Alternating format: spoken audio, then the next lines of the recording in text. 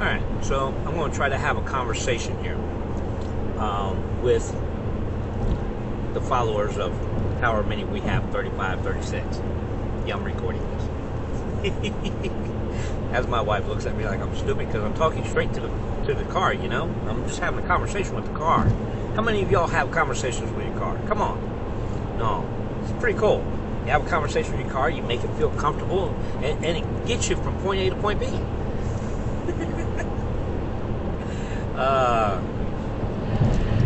Here's my conversation point this morning.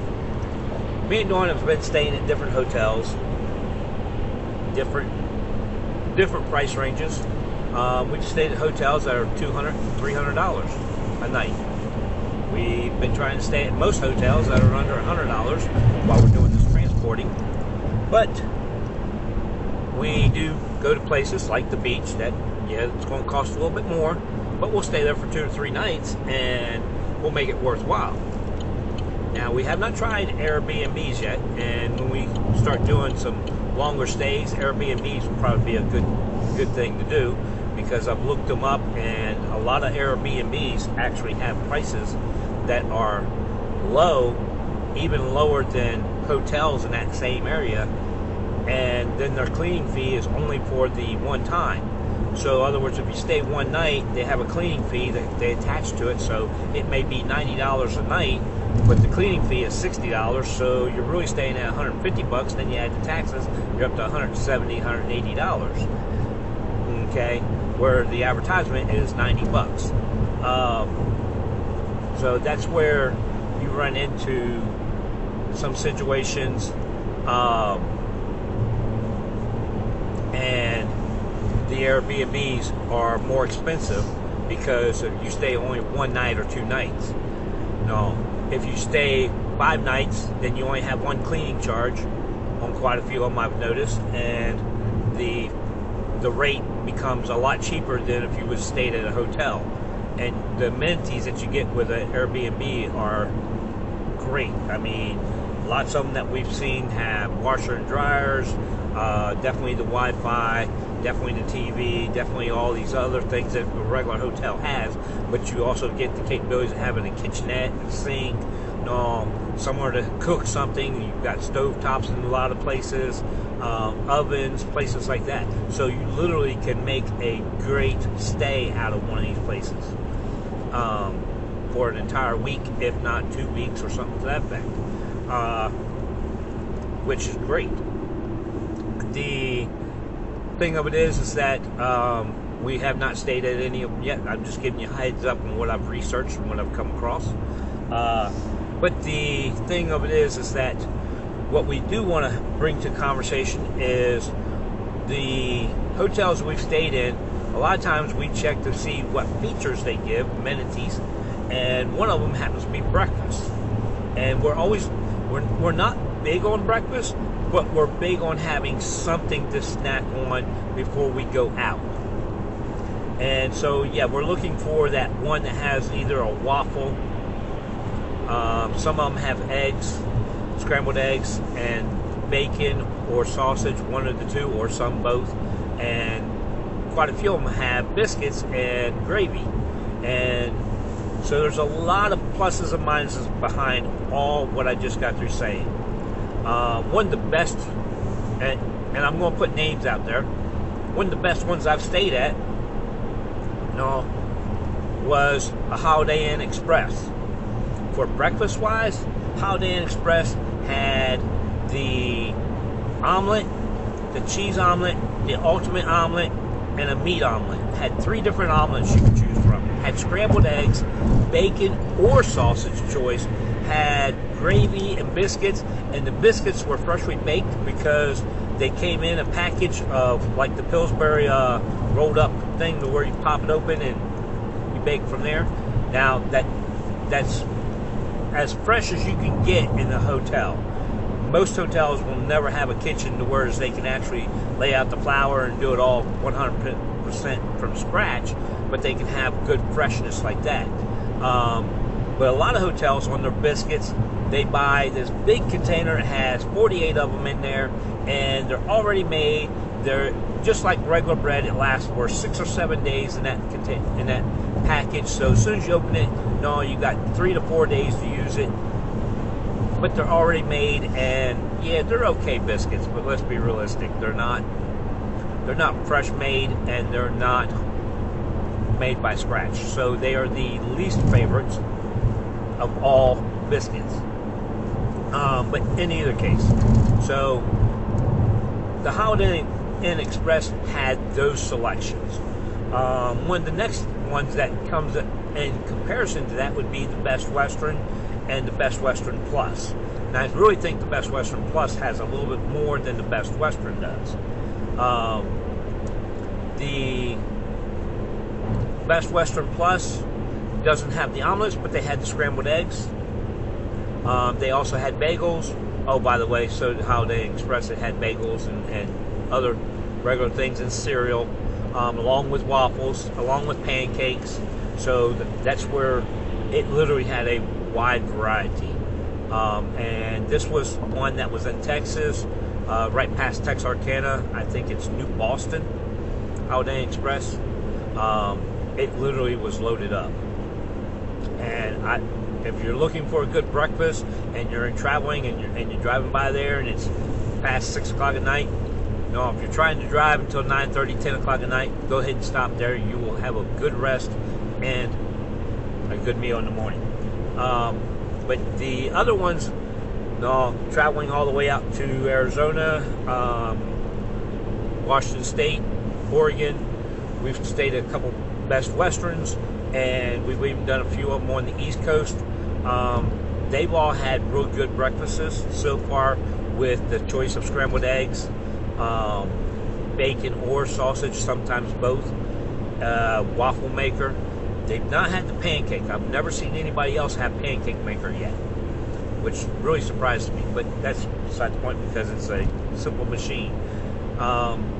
In either case, these are things that really make a difference in some stays. Now, I know there's some videos, there's some comments and some of the reviews talking about, well, most of these places have a McDonald's or Arby's or something like that right next door. Okay, let's be realistic. Okay, let's get down to the nitty gritty. When you get up in the morning and you have your pajamas on, you throw some slippers on, or you have something on, or you don't have anything on, but you throw on something simple. That way you can walk down and get breakfast. You're decent. You can get breakfast. You got slippers on. You got every part of your body covered that needs to be covered. Nothing's hanging out. And yet, at the same time, you're still able to walk from your room to a kitchenette and get breakfast. Going next door to Arby's or McDonald's, you have to get fully dressed, completely go through and brush your hair. Yeah, I know my hair's not brushed right now. Wind blown, whatever.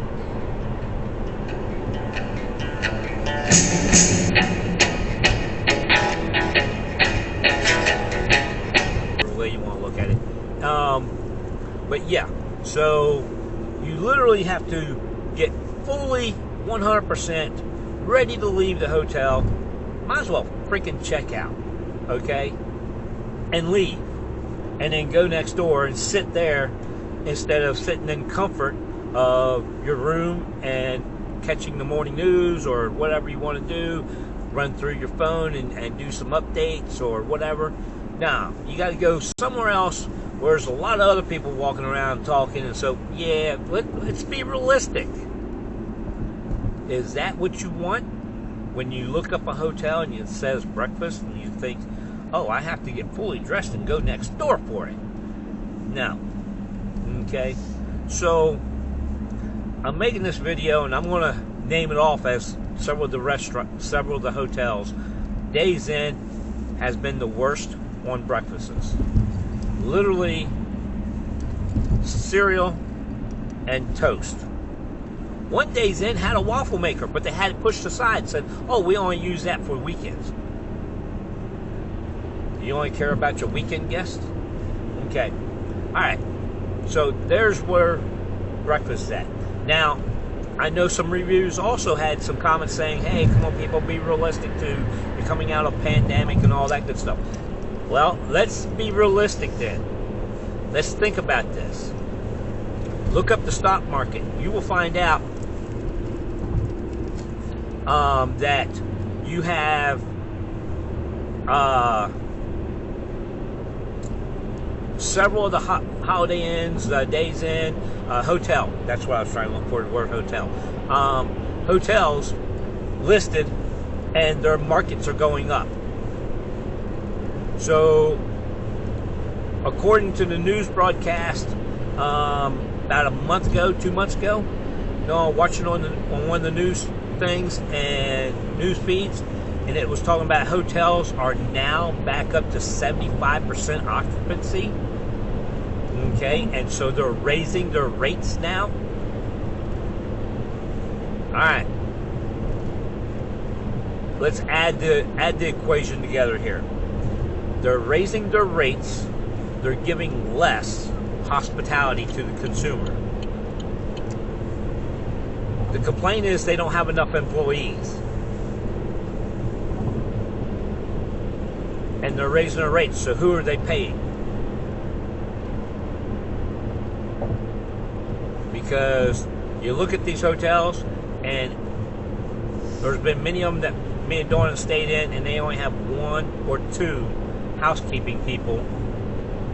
And literally, the resident manager has their family doing the work. So who's getting paid and who's making the money and what's the profit margins? Their profit margins are increasing. That's the reason why their stocks are going up. Let's do the equation once again. Who's getting screwed in this deal? Hospitality is not being done because your advertisement says breakfast and you're not giving it out there. They are saying they're wasting money. Okay? Then why is your profits going up? Why is your stocks going up? Somebody needs to answer some questions there. Now, yeah, I know I'm being a little on the negative side and a little harsh, but that's reality. Okay? So, I'm one of those people.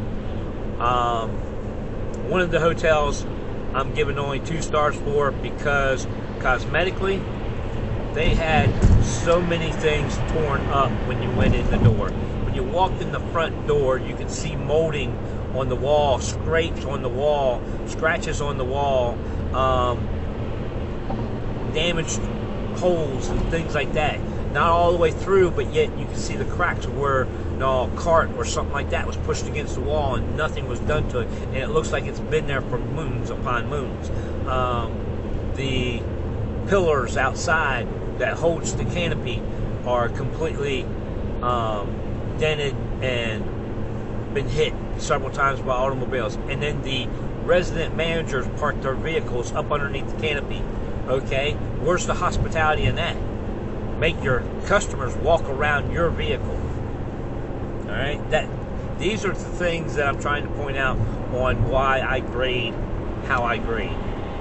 So yeah, it counted a star against them for them showing no hospitality for entrancing, no hospitality, the lack of the cosmetics of the place. I mean, it doesn't take much more than 2 gallons of paint and one person to come by every 3 months to touch up locations that have been damaged or something to that effect, or figure out, hey, I'm parking the carts right here, we need to put a board across here and paint it the same colors so therefore it stays nice and clean, and then when it gets scraped with paint, then we can come back and touch it up.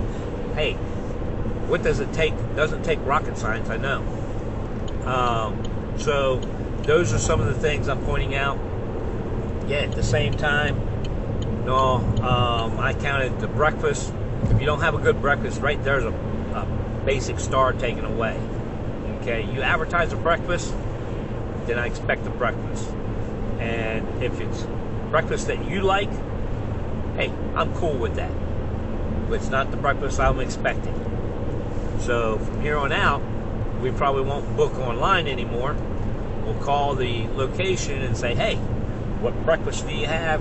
Do you have a hot meal? If the answer's no, thank you, have a nice day. We're not staying. You don't need us. We don't need you.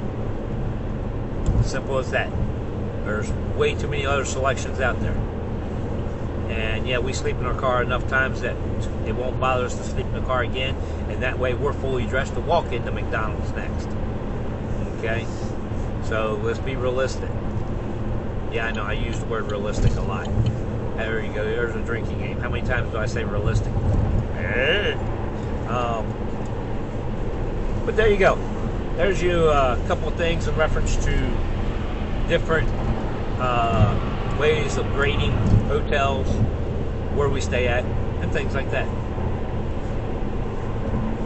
Any comments from the better half over there? Nah? Did I cover it? Alrighty. Now back to regular broadcasting.